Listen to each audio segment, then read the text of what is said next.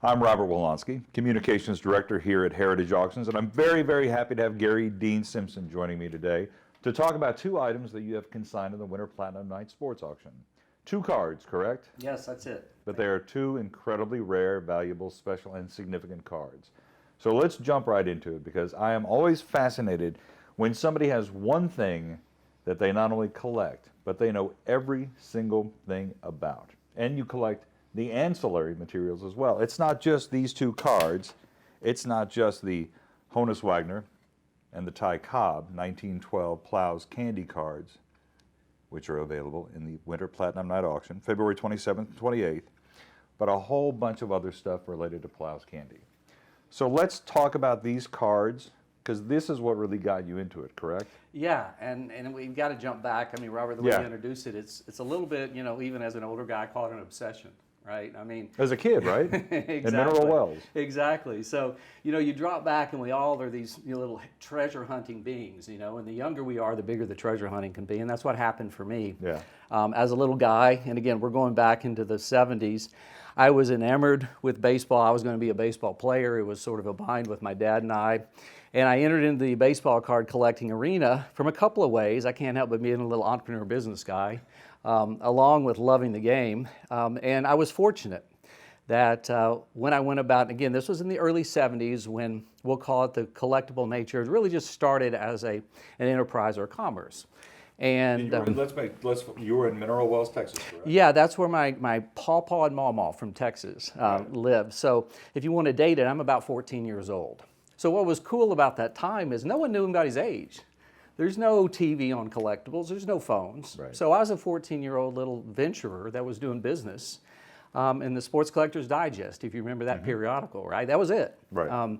Trader Speaks was around.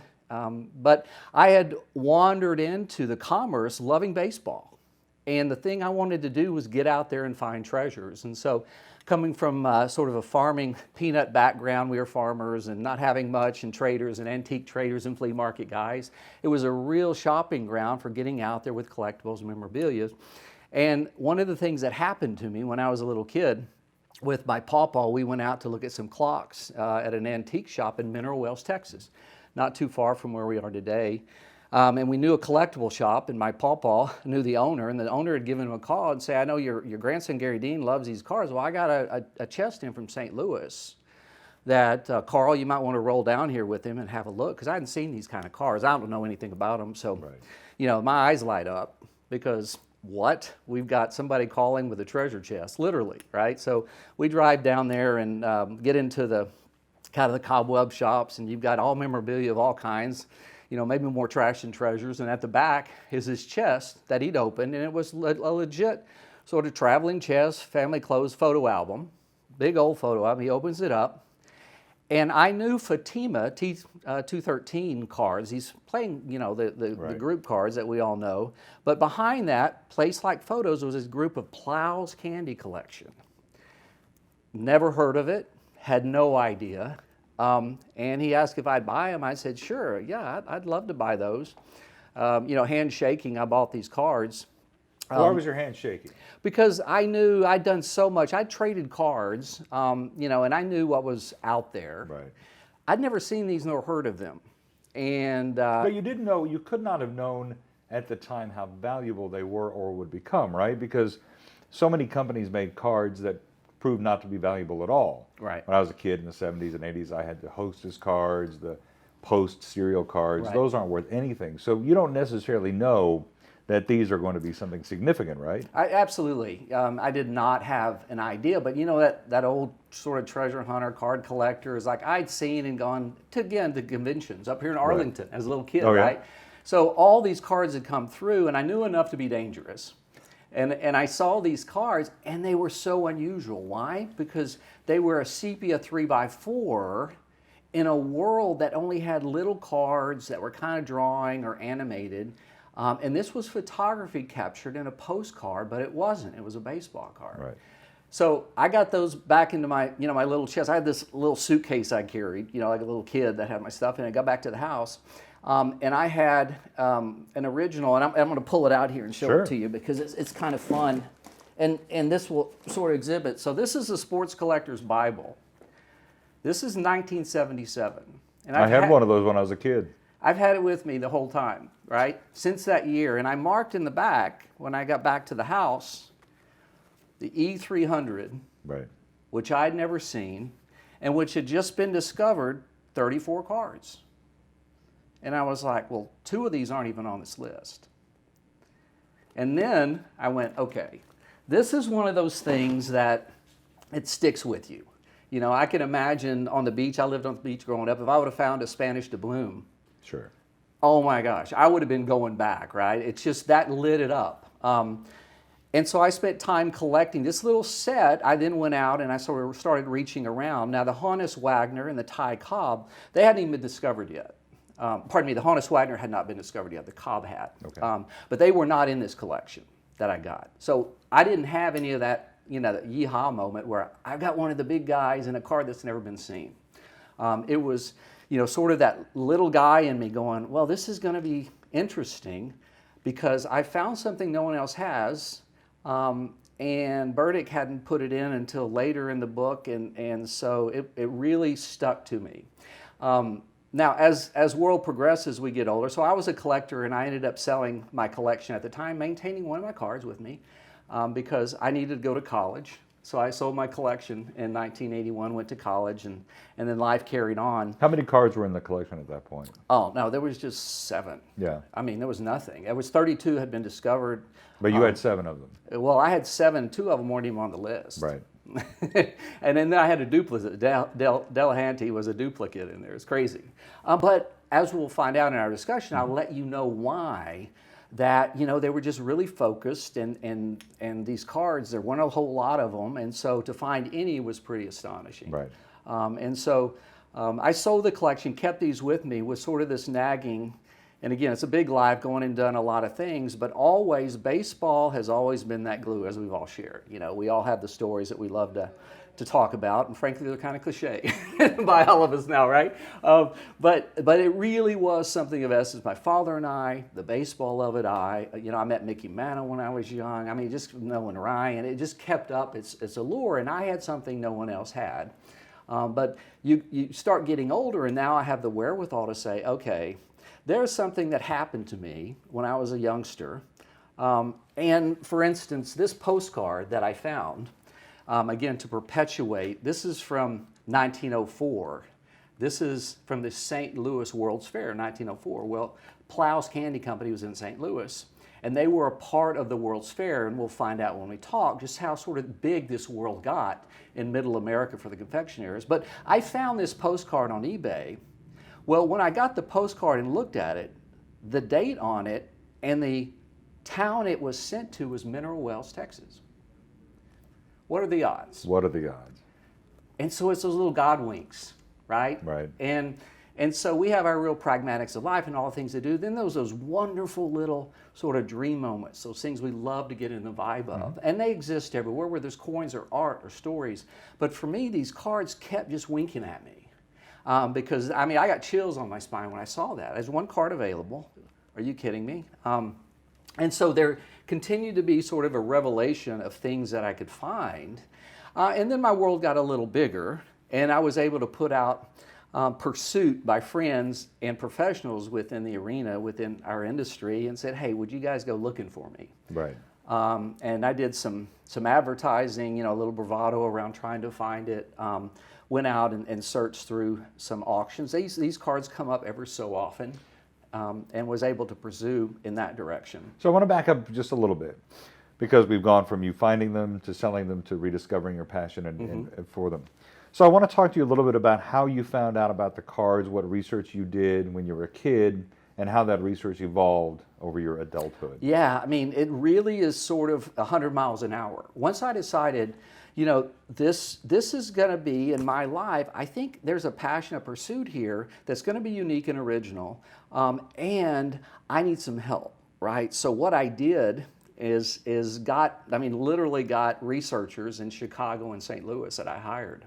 Not in the 70s. No, not in the 70s. Right. This was in. So the time gap between when I was a kid and sold them, right. that 20-year gap in there, as I was quiet. I was having kids and Right. married and just building my collection quietly, but nothing within the Plows. But when you were 14 and you find these cards and you find them in the book, do you then, because your resources are limited, you can't hop on the internet, you can't, look on your phone to figure out who these are and what these are.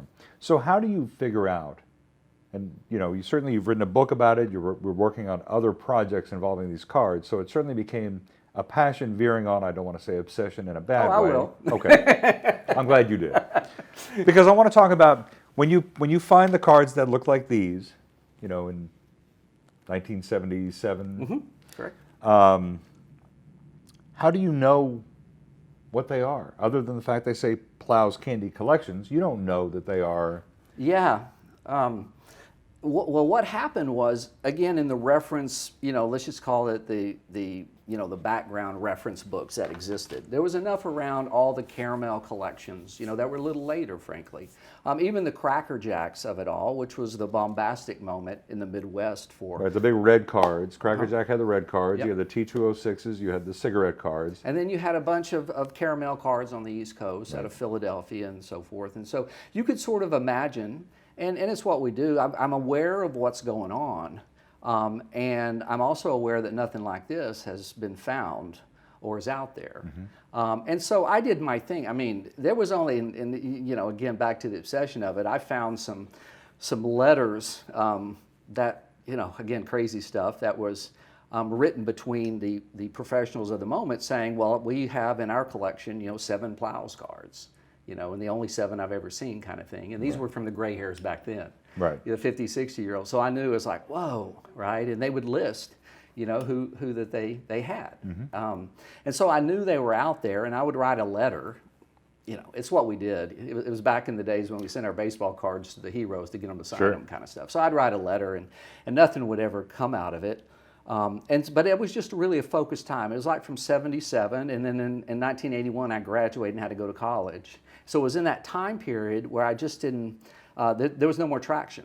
There was no way to find, these weren't advertised anywhere. In fact, I actually found the 1980 Sports Collectors Digest where I put my advertisement in to sell my collection. But you had no idea at that point how many cards were in the collection. You had no idea who Mr. Plow was. Absolutely. I mean, you had none of this. This was all not even something you were interested in, right? Yeah, no, it's not like I had any other, alignment going on here other than there was a feeling. And that feeling was, and again, as an older guy now, I can look at it and I said, don't we live sort of this wonderful human condition? We get amped up on things, and they mean something. What does it mean? And so that's always been, part of me. And, as an ancillary, I'm a writer also. And so this creative side of me was like, there's something there. But I didn't have the facility, the time, the wherewithal until 15 years ago, really, to sort of say, now I can dedicate the time and resources somewhat because I have a bigger vision here. Which is what? Well, the bigger vision was of storytelling around a particular event in time, which was there were amazing people in the context of the Industrial Revolution, and we've heard about Cracker Jacks and T206, but there are also smaller boutique, fascinating stories. And the more I learned about Edward Plows, the more I felt a kinship. It was like, oh my God, I get it. This kid came from a dysfunctional family. He wanted to be a player. He went large in Chicago. He met baseball players. He went from nowhere to somewhere in a short lifespan. That is absolutely intriguing as a writer. And so just as a side here, just to let you know, maybe the audience from a fun standpoint, is like I've also written a screenplay and a graphic novel surrounding how I've engaged the life and times. And this book. And that's a reference book, right? And that's it's a story, it's a narrative. It's about your love affair with the cards, your discovering of the cards. It is. It's about every card in the collection. I mean, it's a very thorough, comprehensive book. And what I wanted to do, and again with compliments to my wife Amy, who's also a writer, is we were able to sort of, turn, I think, what we would say is in a most amazing collectible card, if not a commodity, in this world that we live in now. But behind the door, the legacy of it is fascinating. And so I wanted to exhibit a reference as a professional to let you know the cars, to let you know the time, to let you know where in St. Louis, for instance. This was the factory in 1913 in St. Louis, where Plows candy was made, and in fact, where the Plows candy collection came out of.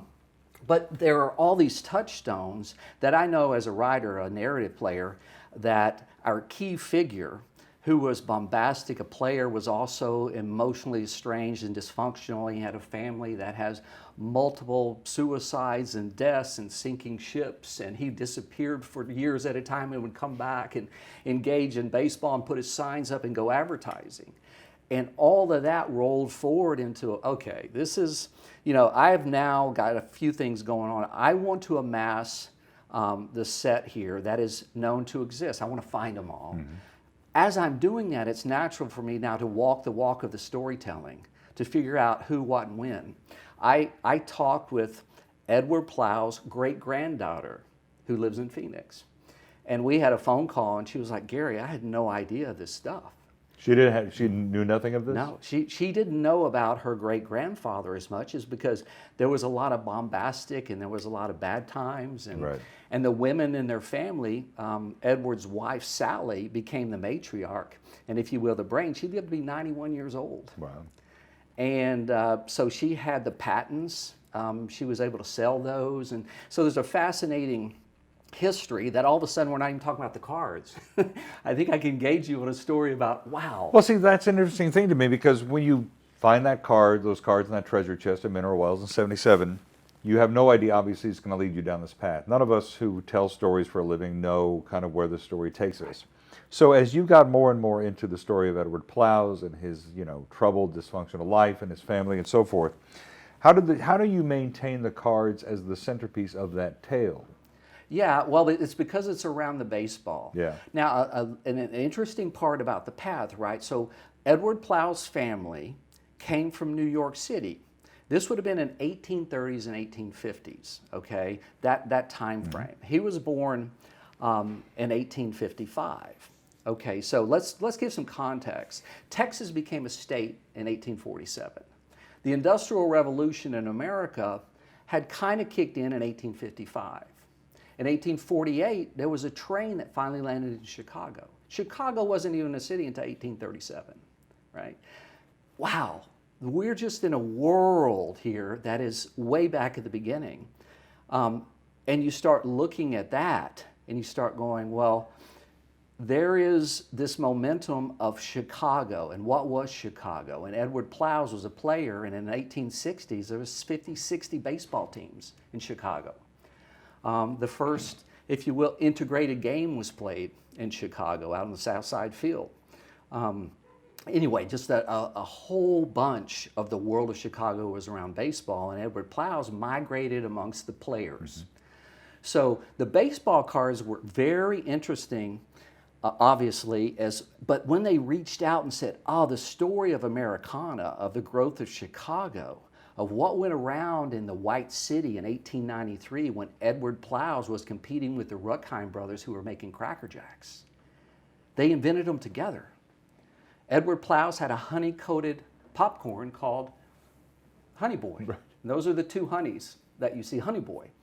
And it was molasses and honey. Well, the Ruckheim brothers did molasses and had a sealer, a wax sealer. But they were competing in 1893. And in fact, Sally Plows sold, or if pursued by Cracker Jacks, they owned or they bought from her the trademark and kept it current to 1953. Yeah.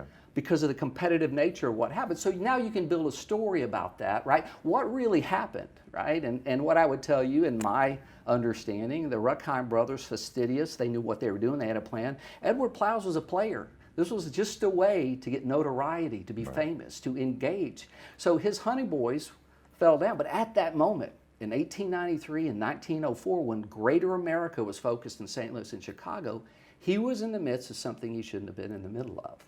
And he loved it, okay? And it drove him insane, and he ended up dying early because of it. But if you reach back and go, well, the baseball cards themselves, if you look back at his family in New York, they were lithographers. They made Victorian cards.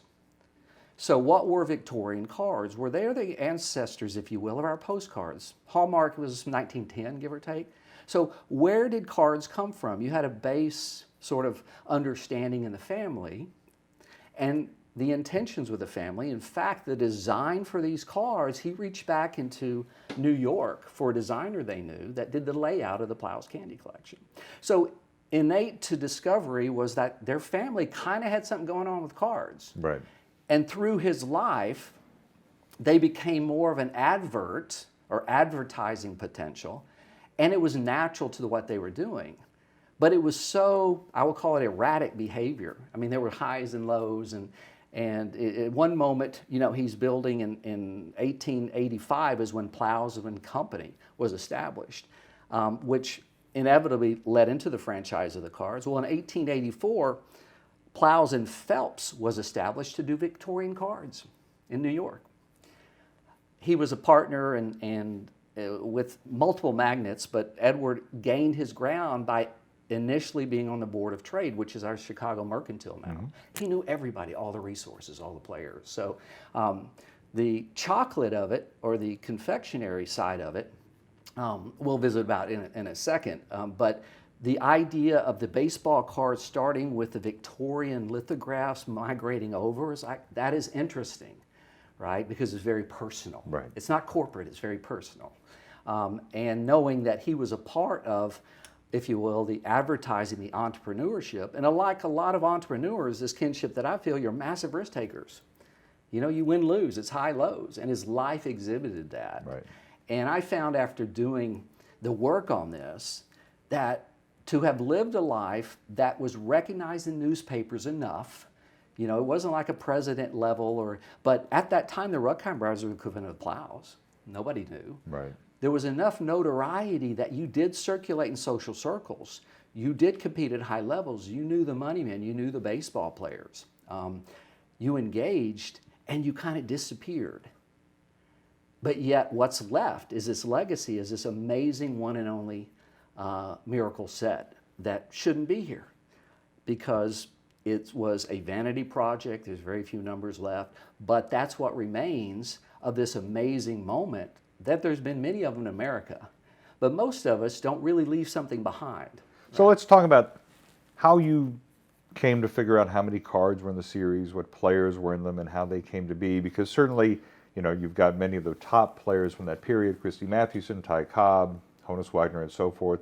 They're beautifully done. The pictures are extraordinary. Certainly, those are some of the best representations we have of that period of the dead ball players. Right. So as you begin researching these and realizing, all right, who took these pictures? Where did they come from? How did he license these agreements? Were there agreements with these players? I mean, right. And why only the 1 year? Right.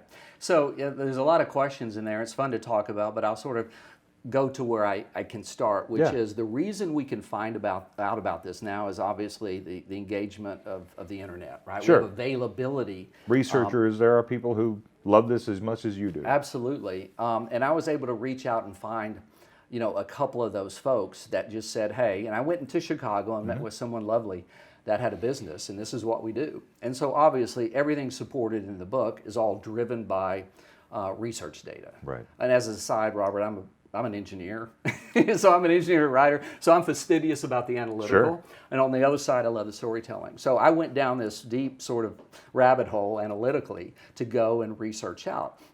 And what we were able to find was, at first, I believed I was able to just be able to knock on doors, make some phone calls, and find the gurus of the industry, so to speak, and get answers. No one had any answers. I mean, there was some supposition, and the early stuff got close. Meaning dates and so forth. It was close, but it wasn't right on. So then I just started doing, taking some of the key photographs, start doing my own research. The hired R&D folks were really about the historical, the timeline, the family. There was very little sort of paths to go down regarding the baseball cards, right? So what I did is I started researching around St. Louis and the advertising agency, printers, and a few things popped up that were very significant. This particular picture, and I really, if you don't mind, if I just focus on it for a second. So arguably, and again, for those in industry, this card has rarely been seen and rarely been traded.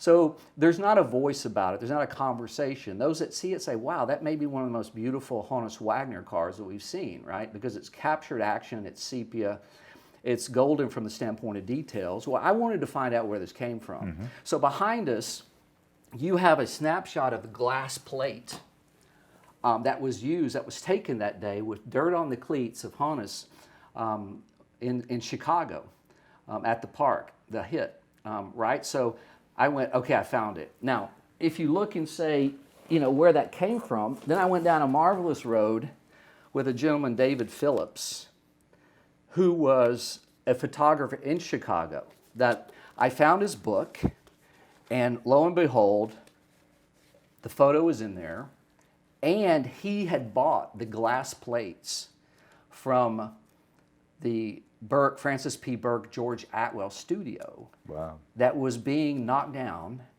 and he bought all of them, right? So our room, let's say a 300 square foot room, it was filled with glass plates from 1890 to 1910. Wow. Crazy.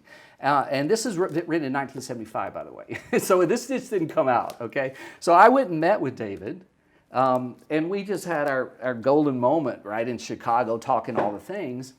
And he said, you know, these plates, I've got a process where I can reverse an image off the plates. And I said, well, I want to print that. And up behind us there is also the Christy Mathewson, which is on the Plows card. So boom, I found it, right? So Francis P. Burke, who was one of the primary photographers on call for all the sporting events, who also produced his own merchandise, was the architect of the art behind this, or the photographs. The photographs. So the photographs weren't taken for the cards; they were simply used for the cards. That's correct. Yeah, and so that's why you don't see them prolifically. They were used specifically, and you had to license them from him. Right. Right. And then if you go through, which I did, I went through and found most of the images, or enough of the images, that represented exactly what was going on. So these cards, let's call that dead ball era. Okay, these cards, the nomenclature says 1912. They were actually introduced in May of 1913. Right. And I have the receipt, a copy of the receipt of the invoice that charged the first batch of cards from that date. How much did it cost to make them? 52 cents each. Okay, in today's inflationary numbers, that's $13.50. Yeah, I was going to say that's not a cheap No, card. a pound of chocolate was a nickel. Right. So if you look at that, you go, that's so much bravado of Annie. That's so much what you do as a celebrity. I want people to look at me. This is what we are. No one can do this except me, right? And so that was a part of the whole glamour, if you will, of what I found in the story. Now, the issue of the cards were the photography, if you will. Francis P. Burke had committed to Sporting News out of St. Louis a batch of photography that was available for license. Plow's Candy Company in St. Louis is the one that originated the actual production. Sporting News was in St. Louis, and Con P. Curring Printing, which did postcards and was their printer, was in St. Louis. So you put all that together, and I was able to overturn these rocks and find out exactly where the set came from, Right. and when it came from, and where the artwork come from, or the photography came from. So none of this was out there until we did all of our digging around and discovery. But it all just sort of added up. This all became very real, and for me, again, like yourself, you guys, extraordinary availability of everything that you see, right? And for me, I've done enough looking and seeing that to create not only from the card value and the wonderful thing that we know, but you go deep and wide. And now the legacy, if you will, is much richer. Talk about how they were distributed. Yeah, and this was discovered through General Advertising Agency. At the time, around 1900, 1910, 1920, you got to remember that advertising agencies really hadn't gelled, okay? America, if you go back and look, again, we're talking about the trains, 1848, well, sort of around 1900. To give you an idea, in 1890, there was, around 1900, was about 1 million people in Chicago. And in 1880, there was 500,000, right? Okay, so you've got this immense growth that's going on, and all the commerce that's going on around it. And with that, you've got, what was your question? How they were distributed? Yeah, so at that time, with all the advert in the building, is I knew we were headed there, is the advertising agencies peaked their head up because population everywhere. And Edward Plows was right on top of it. Again, putting signs and billboards at the Kaminsky Stadium, which is this outside park, putting them all over town. You know, we've got something here, which is a handheld, which I would offer to you as a bridge, right? This was kind of a bridge between a lithograph and an advertisement. And these were distributed all over the upper Midwest.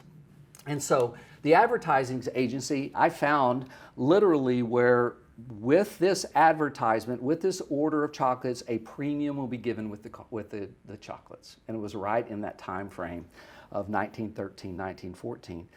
Specifically, the cards themselves, if you looked at what would be delivered, again, kind of giving you the life of Edward Plows, this was a box that you would get at your door. This was called None Such Fine Confections. This is from about 1910, and you can see the chocolate stain still in here. Well, what would happen is they would be delivered to your door, and the card would be given with you. So you would just take this as a... So they weren't actually in... Right. And that's why, you know, when you look at the cards themselves, again, there's about 170, I would say probably floating around with ungraded close to 200, you know, maybe. But if you look at them, none of them have candy marks at all. Right. There's no chocolate on That's why things. I'd always wondered that. Yeah. And why? Because, well, if I was to give you this card, and think about here the contradiction. So you're wealthy enough in the family, and you order these, and you get this wonderful box and a card. Now, what are the odds that you care about the card? Probably not very good. That's it. That, again, is why it makes it a miracle. It's like, well, if you were one of those few that you liked it, you said, well, where am I going to keep this? Because it was, you know, I would put it in a book. Or if you were a real baseball fan, you had a photo album that you stuck it in. Right. And that's how they persisted, because you had to protect it. And that's another reason why they're so rare, is because unless you were engaged, so St. Louis had 2 baseball teams, Chicago had 2 baseball teams, about an hour and a half by train, I believe, between the two. Massive baseball circulation, so the odds were good. And by the way, these cards, Plows Candy ended up selling in El Paso, Anchorage, Alaska, New Mexico. I found adverts all over the country. And these cards were probably given, because the advertising was done also outside of St. Louis, with the salesman. Right. Who moved product also. So there's a couple of cards, the Eddie Plank, for instance. One has been discovered, it was folded, right? What you would do, put it in your pocket and carry it around and show people this will be coming as a... Sure. So It's a salesman sample. a salesman sample. But by and large, you're not seeing any of the telltale signs that would be around tobacco or staining or chocolate, because that's not the way it was delivered. In the second year, and to give you some idea of numbers, you know, in sort of the second, third year, sort of 1885 to 90, in the Chicago Board of Trade, and some of it is shared in the book there, but there is write-ups regarding the quality and the gourmet existence and equivalent to French chocolates and the highest ingredients and these things that really elevated the product. And I think, Robert, now if you'll sort of venture with me for a second into what the real glamour was here for me and a storyteller. Around 1900 to 1910, Chicago was the candy capital of the world. Immigrants had brought in all these recipes, and all the ingredients of the greater Midwest were flowing through. The temperature in the winter was cold, which was perfect for all kinds of candies, right? And so candy became a circulation of the upper elite. Kind of crazy. 1900, 1910, guys could go and enjoy and imbibe and have whiskey. Right. Women really didn't have anywhere else to go. So the Crystal Palaces of that time became the chocolate and candy factories. Chicago being, whether you're on Wabash or Madison, or there's where they were. And you went in and you opened the door and there's crystal chandeliers and there's crystal teaspoons and china.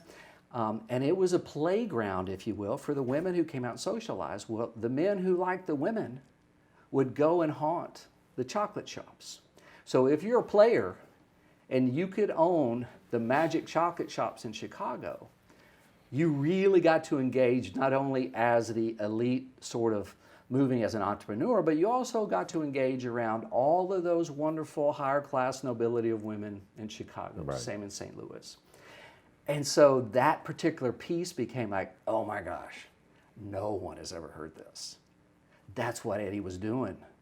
Edward Plows was a player, and he set this up. And through the news, there's actually articles I point out where he was, tracked down with a best friend and a gun for 2 weeks around town, where he had an affair and ended up having to settle in court for $50,000, that sort of thing, right? Right. It's perfect in our storytelling vision. But that was all built around the candy of the... It's fascinating to me because the longer we talk about it, the less the cards become a big part of the story for you in a lot of ways. I mean, we sit here, this Yeah. is one of this would have been in one of those stores in the Right. And early 1900s, right? exactly. This was a jar from about 1908, I believe. This was in St. Louis. You'd walk into the store and everything had the Plows symbol on it, the name. So is it weird for you to fall into this rabbit hole and then realize the thing that got you there is probably in some ways the least interesting part of the story for you? Because it's not about, the time, the milieu, the people. It's about, these cards are interesting. Yeah. They were, like everything else, used to sell the candy. Right. But they weren't the centerpiece of the collection for him, nor has it become the centerpiece of the story for you. Yeah. Well, and it's interesting, and it's great for you to point that out. I find, as we get older, to me, this particular story, this wonderful baseball of it gave me everything. Mm-hmm. Okay, not only do I get to be my own entrepreneur, do I get to live, in this world of I want people to see these cards. Why? Because, well, all the reasons I just said, and I think we all love to find that new moment where, wow. And I've had my wow. I've been working on this my life. And so that brings me to because my question is, Gary, you got all this stuff, why are you trading the cards? And I'm like, well, what I have is, I have all this in my head. I've written a book, I've written a screenplay. I know Edward Plows, I've lived it. And I would like to share it in a bigger way. And again, how do, the bigger ambitions start? Well, they start with a conversation. So that's why you're auctioning these, right? Mm-hmm. Because you've had them, you know the story, and selling them allows us to do something like this. 100%. To do a video, people can see it, to put it in the catalog, to write a press release. So people go, oh, I never knew this story. Now I do, thanks to you. I hope so. Yeah. And it also gives a certain relevance to, and again, as we do, and I definitely just speak for me, but we become numb to things around us, and it's kind of a bad trait of the human condition. No matter how great it is, we want something new. Right. And I think in this way, because I can recognize, say, well, we actually have some amazing pieces of history that we get to represent in cards that have not been seen, and at the top of game are fresh and new. Mm-hmm. And for all of us, I mean, we kind of, love to do that. Right. We love to find that. And I think what with the wonderful work with you guys is get out, tell the story, and let sort of a legacy that's richer than a tradable card. Because I've got stories, we can pass along books, if you will. I mean, we can find out how the audience, how the collectors, how my friends out there would really like to engage with this. But I can tell you one thing, you can have a card that no one else has. Well, there's that. And that, sir, is pretty cool because I did it. Right. That's just, we love that. We love the game of it. So how many cards exist that, as far as you know at this point? Yeah, it's a little speculation. I think you guys have searched the PSA. Yeah, I mean, PSA's got the registry, but certainly Yeah. there may be some that haven't been slabbed and graded. Yeah, I would guess there's 30 or 40.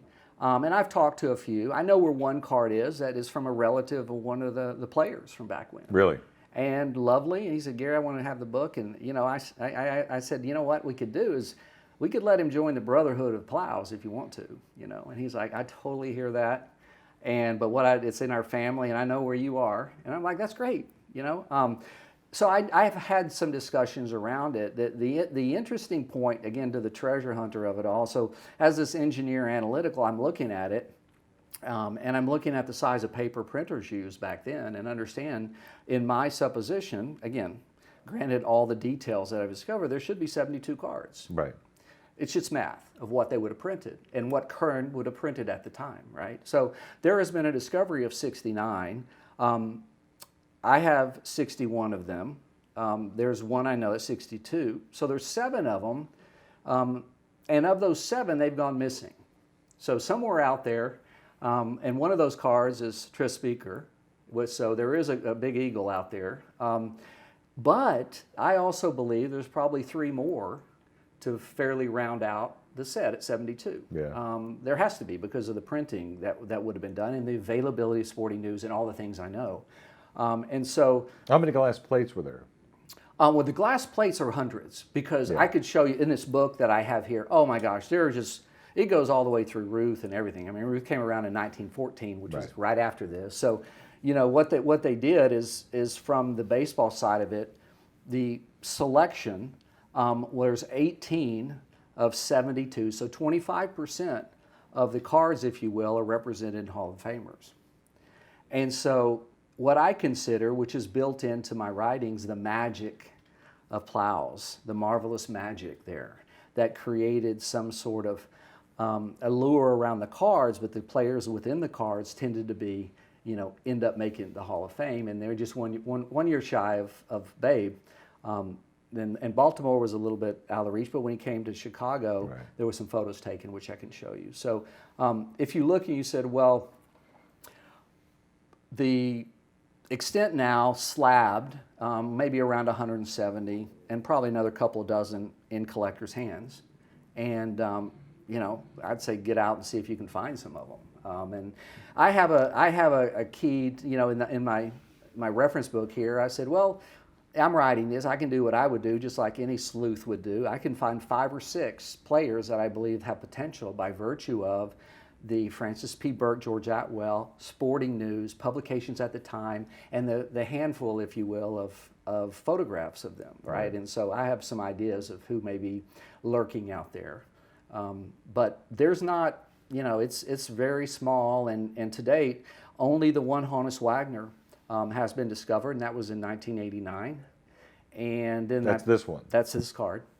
It's the only Honus Wagner that exists. That's it. That's the only one.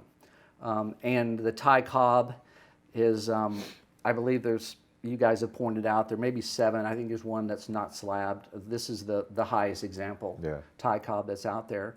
But the Christy Mathewson, the Walter Johnsons, the et cetera, the guys that you would suspect are within the set. Yeah. And fortunately, and for my passion, I own them.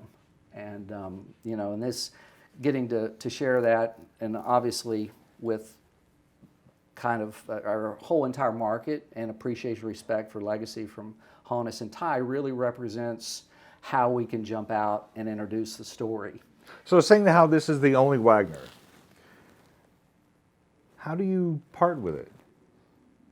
Yeah, it's a good point. I haven't until now. I mean, I look at it. I know, but you are. Yeah, and I look at it and I say, I'm ready to share. I'm ready for someone to say, I get it, Gary. This particular card is one and only, and you know, it is, if you will, the value of the currency. Also, I mean, what in this day and time, you get to share the card, and I get to share the stories with you, and we're moving on. But is it hard to get to part with this? You know, Robert, I would say I totally respect. I've been with it. I got it. I'm good. Yeah. I'm Well, I mean, good. collectors often talk about the fact that I've had my time with somebody else's turn. And it's just real. And I think it's those things when you get gray hair where you kind of go, oh, I get it. But it's been with me, and like most of them. And I think for me, the depth of it is a little different because I really have gotten in. Look, I talked to the guy's great granddaughter. You know, it's like I've got rich and full. Well, you got this. You get to keep this. Exactly. So that's yeah. You get to display that. Right, and you know, I mean, I've got items that really it will continue to live on, and you know, I've got other cards within the set that, you know, all this is good, and you know, I had a discussion, you know, to give some kudos out to one of the first guys that I visited with around this is a collector out on the West Coast. Kevin, and very well known within the industry, done it for decades, and you know, he said, Gary, you know, this is, I will tell you because I've never seen these, and this is a miracle. And I know the background, this is a miracle set. Yeah. And that's where that came from. But when he said it, it really didn't have the gravitas that was intended. Right. Because when I got into it, it's like, this should have never existed. I mean, just financially, it's Right. crazy. Not to mention all the ifs, ands, or buts. And in 1913, there was an arson event. Pardon me, right at the end of 1913, there was an arson event at the factory in St. Louis, and it burned most of the inventory. Water damage on some of the Dalen cards. There's a collection of, there's, you know, again, down to minute details, there's a handful of Dalen cards, 5, 6, 7, 8 of them, that have water stains on them. You know, it's like, that's how deep I've gone in understanding what was done here. And that idea, when Kevin said that to me, I'm like, you know what? You know, that can be a bunch of bravado unless we figure out what that means. And so now I can look at it and offer that to our friends here, that this really is a miracle that these kind of cars at this size and this age costing this much, and this, it's crazy that they found their way here today. Well, I always appreciate a man and his passions and his pursuits and his downright obsessions. So I appreciate you sharing this stuff with us. Great, Robert. I'm so proud to be here and appreciate you guys. You bet. Thanks for doing this. You bet. Thank you.